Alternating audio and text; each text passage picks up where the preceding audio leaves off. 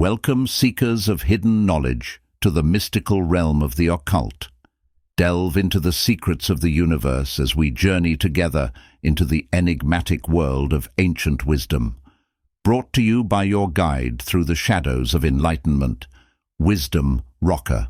Uncover the mysteries, unlock the power, and journey with us as we explore the hidden depths within the pages of forgotten scrolls and ancient texts. Prepare to embark on a journey beyond the ordinary, where wisdom transcends time and knowledge is your greatest ally. Welcome to Wisdom Rocker. Prepare to awaken your inner sage. In this video, we will be uncovering the wisdom within the chapters of Fragments of Truth by Richard Ingalese and Isabella Ingalese. Chapter 14. Judgment Day. Every soul, whether upon the subjective or objective plane of being, is now just where it has placed itself, and there is neither a God, a man, or a devil to bless, or to blame, for its present condition. And when men, who believe themselves the unfortunate victims of circumstances, see and realize this truth, they will either begin to improve their mental, physical and financial conditions, or give up the struggle for evolvement. Waiting for dead men's shoes, or for fairy godmothers, to bring wealth and honor is the result of mental, or physical, laziness, of gross inefficiency, or of dense ignorance of the operations of the laws that govern progress, and each of these defects of character may be compared to the tying of a millstone to the neck of a swimmer. He does not get far, however great his effort. Waiting, for something to turn up, is deadening to energy and disappointing to hopes. Time is one of the most valuable assets an evolving ego possesses, and to waste it in waiting for something that may never come, is a crime against the soul. It has been said that procrastination is the thief of time, and to the individual who knows the value of time, this statement is one of the truest things he ever heard. But for the time killer, the man who has so much time he knows not what to do with it, procrastination is his principal occupation.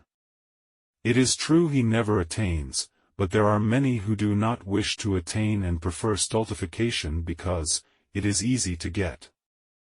Then there is that miserable, indefinite, irresponsible, shifting thing called bad luck that keeps a man from achieving. And what is bad luck? Where did it come from and who created it? It must have had a cause, since nothing in the universe came into existence without one. It is true there are individuals who, from the moment they begin cutting their baby teeth, pass from one calamity into another, and their so-called misfortunes are all attributed to bad luck.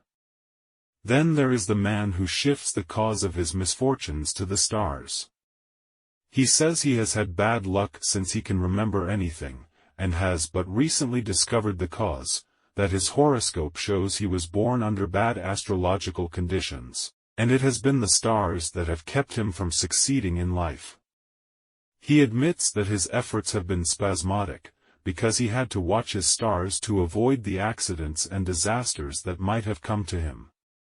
He dared not start a business venture until all his good planets should be harmoniously assembled in his mid-heaven, or in some other equally benefic position, and since such a constellation, as he desires, comes in a man's life only about once in 30 years, he has been waiting for a long time for the right astrological conditions to do something for him.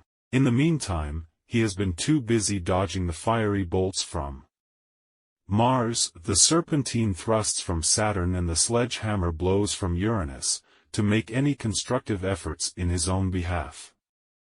After such an existence, as this man has led, how could he expect anything better than his present poverty-stricken condition? The only difference between him and he who believes himself the victim of just plain bad luck is this: the man afraid of his stars thinks he knows the cause of his trouble and blames the stars for it. And the other man does not know the cause of his misfortunes and blames everybody, but himself, for them. The occultist says there is no such thing as bad luck as men understand the term. That so-called bad luck is always the result of bad judgment, or of a transgression of law, in a past, or the present, life, that so-called bad astrological conditions, in this life, are the results of bad judgment and the consequent mistakes made in a former life, that effects must, and will, follow causes, and laws transgressed, either ignorantly, or willfully, bring unavoidable results. He also says a progressive ego will not wait for anything, or for anybody, to do things for, or to give things to it, but gets up and goes after whatever it wants, regardless of stars and conditions. And if it has a sufficient amount of determination and perseverance, it will get what it goes after, and that without robbing another.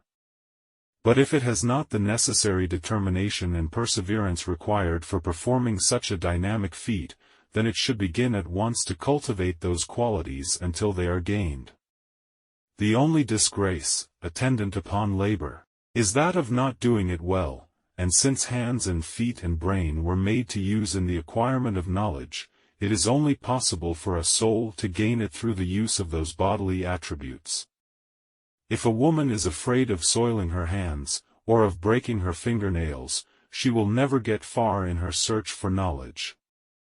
And if a man is content to let someone else do the work, and then tell him about it, he will never remember what he has been told, and the individual who did the work got the experience that gave him the knowledge he wanted. If a man is afraid of losing his rest and reposes comfortably upon his bed while someone else burns the midnight oil, in an effort to work out some of the problems of life, the sleepy man will waken, some time, to find himself in the rear of the procession while the man who used his brain and his oil leads it. And since it is either fear, or laziness, mental or physical, which retards and possibly destroys the evolvement of an ego, and since it is in one, or both, of these faults, in the human soul, that all other bad qualities find root, the first work the earnest student should do is to uproot and cast out from his heart's garden those two obnoxious weeds, fear and laziness. There is the greedy individual who wishes to claim for his own the fruits of the labors of another. Mental vanity makes him crave the admiration and the homage of his fellows, which he knows he does not deserve. He wishes to pose for what he is not, and makes claims to knowledge and power that are entirely beyond his reach. Without hesitancy, he paraphrases another's work and gives, as his own, the ideas he has stolen.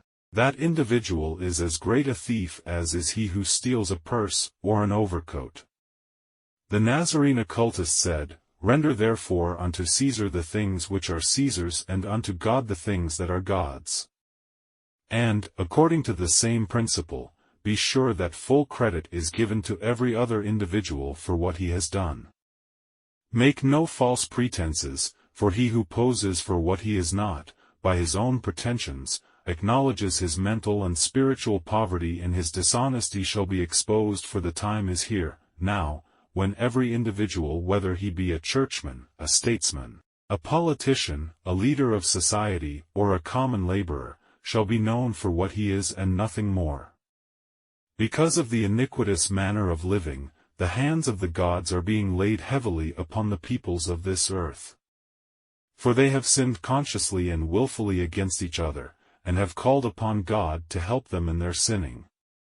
They have set apart hours and days, during which time they have made prayers, asking God to aid them in killing their fellow men, and they have tortured and robbed each other. Through the force of arms, they have taken away that which they could not replace or restore, and, through the mandates of their rulers, they have invaded the homes and have destroyed the happiness of those helpless to resist them. Through their desire for power and possessions, men have forgotten, or ignored, the rights of others, and have ruthlessly destroyed, or appropriated, for their own selfish purposes, whatsoever they desired to have, belonging to others. Piracy has been practiced upon the land and upon the sea, but the day of reckoning is at hand, and every man, woman, or child, who has aided in sinning against another man, woman, or child shall pay the full penalty for the crime. Retribution individually shall come, and it will not be the sins of the fathers visited upon the children of any other generation than this, but it will be the sins of each individual that will be visited upon himself. It will not be the aggressors, by war alone, who will meet their punishment now, but it will be the wife-beaters, the gamblers, the drunkards, and the adulterers of both sexes, the unfaithful parents and the dishonorable children. It will be those who have done to others what they would not have done to themselves. Think not, those who have been blinded by ignorance and selfishness, that justice is dead, or that one individual can escape the consequences of his acts, for he cannot. For this is the summing up time for the lawyer and the judge. It is the cashing in time for the banker and the businessman, it is the evening of the last day of grace for the churchman, and, for all other individuals, the time is up, and those who have not transgressed against another will be helpless to aid the transgressor, or, in the least degree, to delay or prevent his punishment. And those who, for a reason or without one, attempt to protect, or to conceal the transgressor, or to prevent him from receiving the consequences of his acts shall, as a violator of the law of justice, be punished with the transgressor. From the hilltops and from the valleys, from the mountain peaks and from the caverns, on the seas, and, from the river bottoms, will come the souls that must be judged. From the palaces and from the hovels, from the barracks, tents and dugouts will be summoned souls to meet their judgment.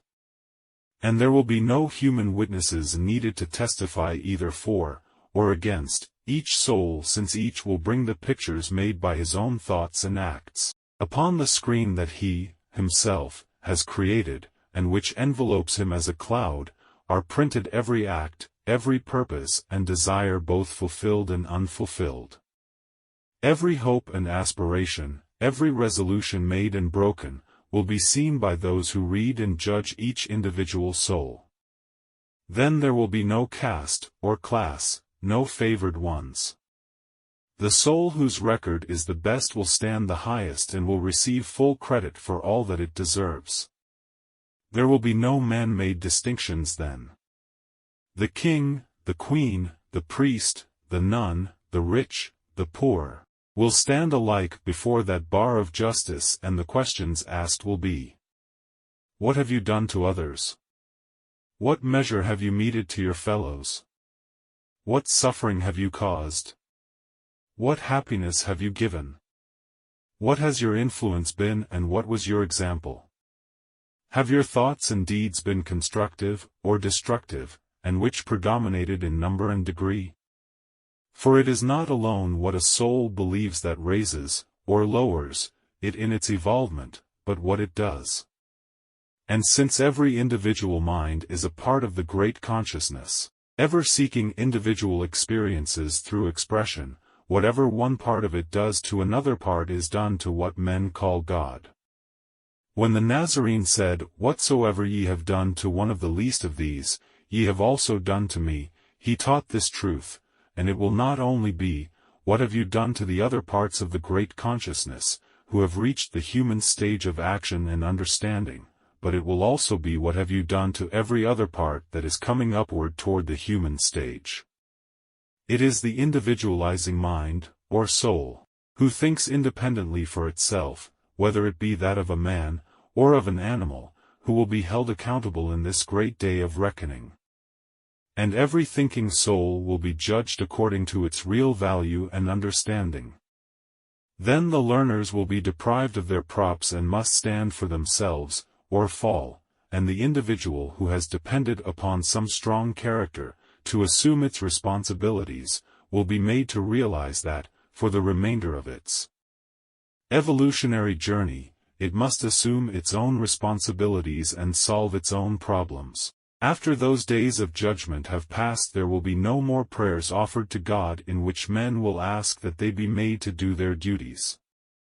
Men will not ask God to give them clean hearts and lofty purposes, because they will then know that if their hearts are unclean they, themselves, must purify them, and if their purposes are not honorable, then they must make them what they desire them to be. And men will also understand that there is no God, in all the universe, who will remove the consequences of their mistakes, but every mistake, whether ignorantly or willfully made, must be paid for by the individual who makes it. As a consequence, for a time, during that period of judgment, the social conditions on this material plane of consciousness will be chaotic. As it was in Cosmos, during the fourth period of this cosmic day, when the heavens were filled with blazing worlds and sulphurous comets, and when the suns were but unrestrained centers of bursting, flaming energy, so shall it be, but in a lesser degree, with the social conditions on this material plane. For, as it is above, so it must sometime be below. Then the artificiality of the present social fabric, of the present so-called civilization, will be torn into shreds, and, as the dead and dying leaves in the forest are driven before the strong winds of autumn, so shall the shreds of the present social fabric be scattered. Then will come restoration for such individuals as have passed through the adjustment period. And as each world and sun found its orbit, in the fifth cosmic period, and as out of chaos came order and harmony, in the heavens, then, so will every individual soul find its place and do its work without fear, or friction. And there will be real brotherly love and genuine friendships in those days. There will be no need for Yale locks, or burglar alarms, since no man, then, will covet his neighbor's possessions. Swords will be beaten into plowshares, and guns will be melted into constructive, instead of destructive, instruments. There will be no courts of injustice in those days, and the fighting men, who have come through the adjustment period, will not be boasting of the number of men they have killed, but will be glad to forget them, and have others forget that they ever went to war, and there will be plenty of health and wealth and happiness, for the taking, for those who have earned them, and the new Aquarian cycle of evolution, for this world, will be entered into with peace and plenty for all who have passed the judgment. Thanks for watching the Wisdom Rocker. Don't forget to like, comment, and share.